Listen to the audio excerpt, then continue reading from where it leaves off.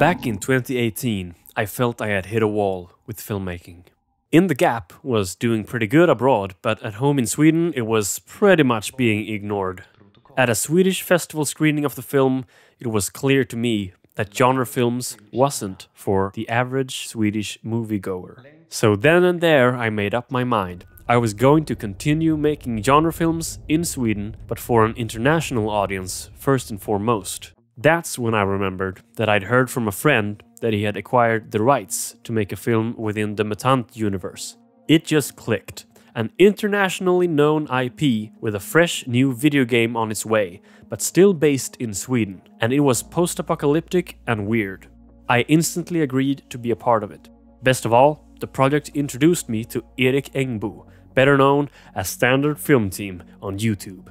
And together, we ventured into and out of that radioactive zone, which is working with an existing IP. We learned some stuff, so you don't have to. So gather up and stay a while, listen closely.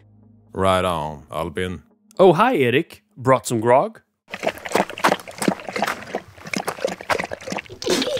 So, right on. We'd found a new purpose in making a movie we wanted in on. Only, the deal with the holders of the Mutant intellectual properties, Cabinet Group, was simply that we had permission to use the Mutant brand and not much else. We had zero backing in form of finance or talent, so we had to use every trick in the book to make this short feel bigger than it was. Our background in independent filmmaking saw us use local locations and film them in every way possible to make it look cinematic. And most importantly, catch that mutant vibe of desolation and remnants from the time before the apocalypse. We sent a poor British person into Pripyat to shoot atmospheric transitional vistas that held the film together in the end. I filled exteriors with as many composites of structures and even a plane as I could before it felt too crowded, matching the colors and adding in some of that mighty digital smoke. In retrospect, maybe I should have asked for more external help regarding the VFX, but I did my best with the limited time frame we had at the time. Also, the barn was located just beside a heavily trafficked road, which meant all of the audio for the entire barn scene was redone in post-production. Otherwise, it would have sounded something like this. Then it came to the mutants. We knew this would be the greatest challenge for us due to budgetary restraints. We took a look at the Road to Eden video game and quickly realized that that look was simply not achievable practically without a shoestring budget. So we got a few animal masks, we modified them somewhat ourselves, out of sheer panic when we realized that none of the masks held up for close-ups or even wide shots for that matter. So my approach then became to just hide them as much as possible, often have them backlit or in the background, always in some kind of motion. To make the two bunnies somewhat believable, we tried to keep them in motion as much as possible, and I added a blinking effect with simple masking for them to move more alive. It's not much, but it makes all the difference between a blank mask and something that you can suspend your disbelief in for a moment. For the final shot of the film, our scavenger mutant hero finally reveals that he too is a mutant. But this became a bit tricky in post. The bar sign was actually there, but without neon glow. And we used real smoke in the shot, and I had to add some digital smoke to hide that fact. As the lens shift focus, I added a gradual camera lens blur to sell the effect. Fun fact, he's actually not in focus when it stops, so I tried to make his face a little bit sharper in post. I wasn't comfortable doing the mutant transformation bit, so Albin contacted a friend to help us out. Thank you, Emil, for doing a good job. And also a huge thanks to our second unit cinematographer, Robin May, who also had some fine words to share with us today.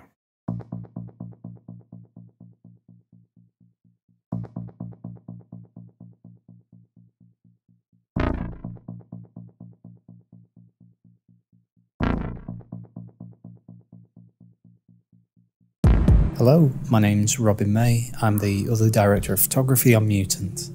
Filming on location for Mutant was a challenge. We knew early on in the project that if we were going to recreate the world of Mutant, we needed something special. While it wasn't necessarily feasible to film the entire production in Ukraine, we knew that Chernobyl provided the backdrop that we needed.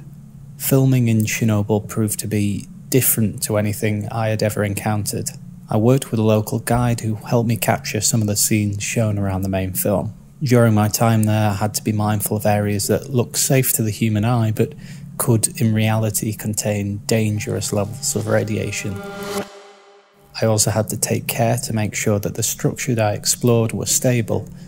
Even the streets of the city were covered in dense forest, hiding manholes and dangerous pitfalls. While it was an unforgiving place to film, I feel it was exactly what the project needed in order for the audience to be fully immersed in the world of Mutant. Mutant has a cult following, and especially in Sweden, the IP and different incarnations of it is dear to a lot of people. It released in the Dungeons & Dragons craze in the 1980s and was a smash hit. Then, throughout the years, many interpretations have been made, and it seemed to us that fans were usually sticking to one version of Mutant and claiming it to be the best. This made it tricky to create our own version of the world. The expectations would be all over the place. Would it be set in space? How much time would have passed since the apocalypse? And would it be goofy or serious? In one way, we took the safest route, and in another, the most dangerous. Depends on your point of view.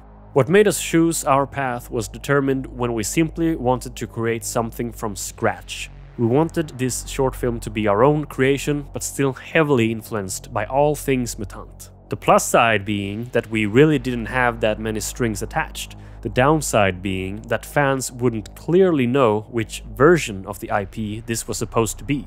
And this wasn't some form of us subverting expectations. We really just thought this was the best way forward for us to have a good grip on our own story and it being able to be molded by us in the future. But we can probably all agree that the version closest to our interpretation is Mutant Year Zero. And it makes sense as that is the world me and Erik was most familiar with. We had both good understanding of those playbooks, and I had spent a lot of time in the video game adaptation Road to Eden. So, the clean slate, more minimalistic approach to Year Zero fit the bill, and off we went from there. I wrote a script with a simple plot where the focus was on conveying the world through the atmosphere and visuals, rather than dialogue and characters. We could always flesh out the world with proper characters in a sequel. During this time, we had little to no communication with the IP holders, and at the time, this was quite liberating as this created the sense of freedom. That part, I believe, must be somewhat unheard of when working on someone else's IP. But in the end, it might have also put us in a strange position where we had to do a lot of guesswork. Focusing on the freedom, I think we did a great job with what we had and didn't have in the financial sense, and created a short with The Road and Mad Max vibes while infusing some Mick Gordon-esque music, just like we wanted to.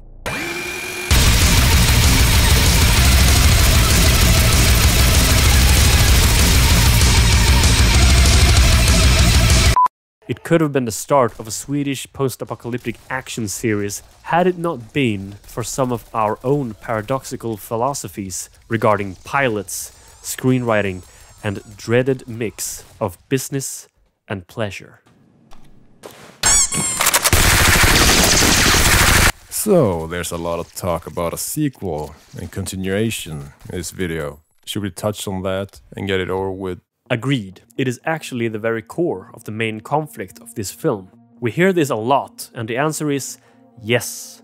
Our Mutant short film is both a standalone short and a pilot. But it's easier to say than to watch, if that makes sense.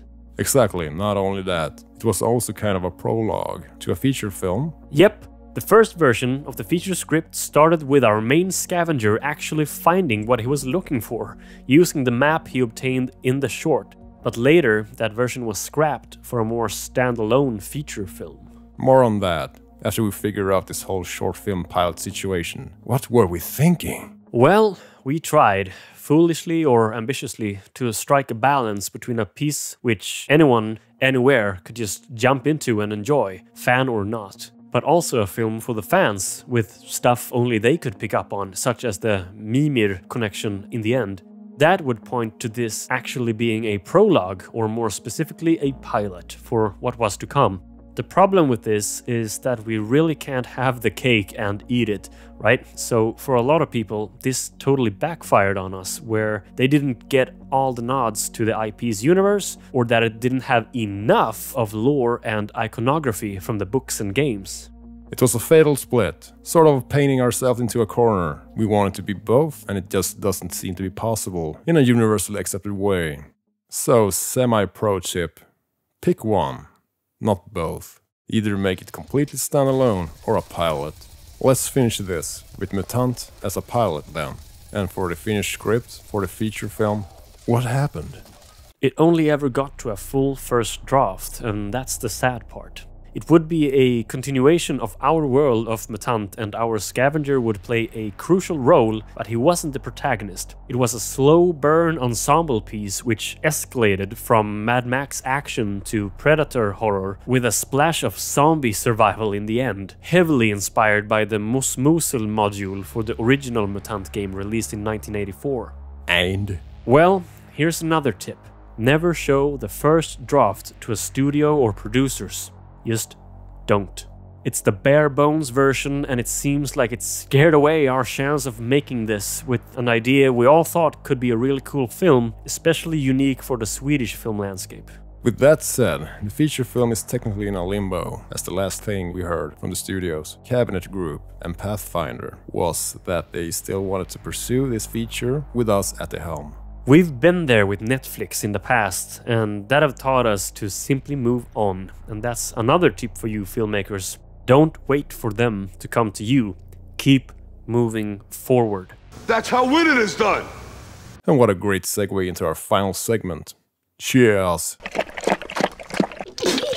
Did we gain any considerable insight in making Mutant and working with an IP and all of the back and forth with the studios? Could we give some hard-earned but digestible wisdom to other filmmakers in our shoes? I think so. Point is, we had a really fun time playing around with an IP, which in the end we didn't have any control over.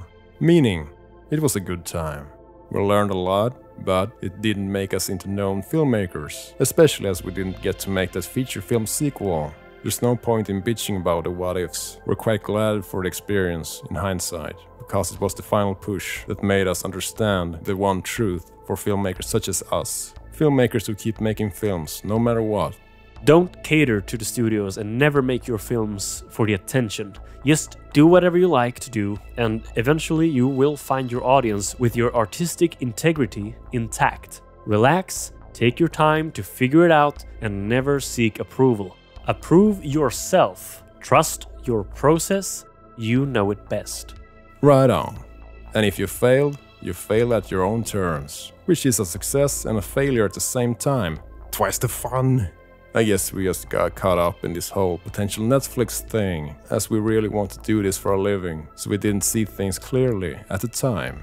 Film is weird, because it's both business and pleasure. Sometimes more business, sometimes more pleasure, but our conclusion in filmmaking comes down to this every day now since Mutant and its twisted post-launch limbo. Film whatever makes you happy. Now we're creatively at a better place, where we focus on making things we want to make, which is right on. And there's more to come! So stay tuned as we leave Mutant and the studio system behind us, and venture into our very own original filmmaking territory. Thank you for watching. Fantastic. What the hell are you? You son of a bitch!